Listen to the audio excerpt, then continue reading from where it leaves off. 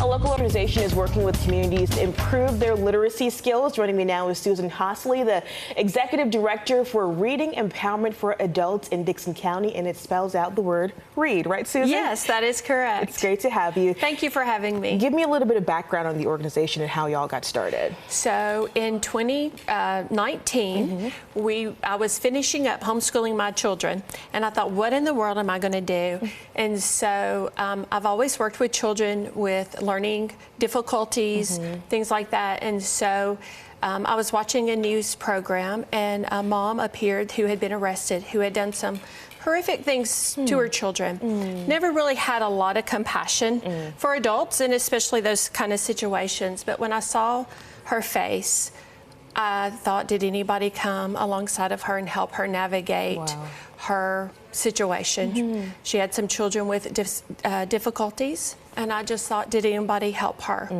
And so through that, I just thought, well, what in the world could I do to help people, you know, help adults?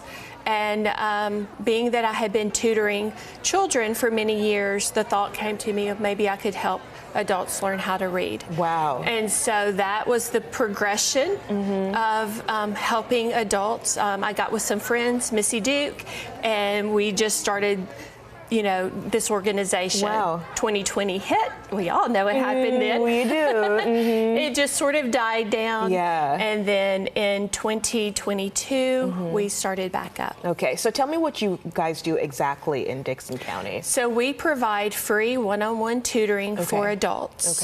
So 43 million adults in the United States cannot read, write, or do math above a third grade level. Wow. And in Dickson County, about 16% of adults over the age of 25 do not have their high school diploma. Goodness. And so when you look at poverty level, when you look at the ripple effects this has on someone's life. Yes, and so just think for a moment, if you couldn't read or not read very well, what would our lives look like? They're very, very different. And so that's one thing we want to do with the adults, is help them see that they can do this. And that the impactfulness that they will have, not just their family, but their community, and then generations to come.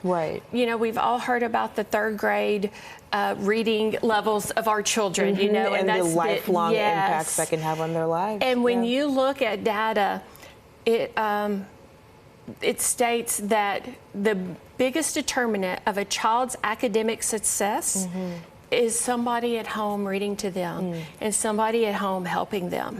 And so if parents can't help or guardians can't help, then that child's academic future sort of gets a little dimmer. So if we can help that, then we can really help our children. Wow. Well, what you guys are doing is amazing. Tell me really quickly about the spelling bee that's coming up. Yes, we're so excited. The spelling bee is September 8th at 6 o'clock at the Dickson County Chamber in the upstairs part. It is a team spelling bee, so nobody's eliminated, nobody's called out. It's a team effort, and it's not your fourth grade spelling bee where you're standing up there and like the lights.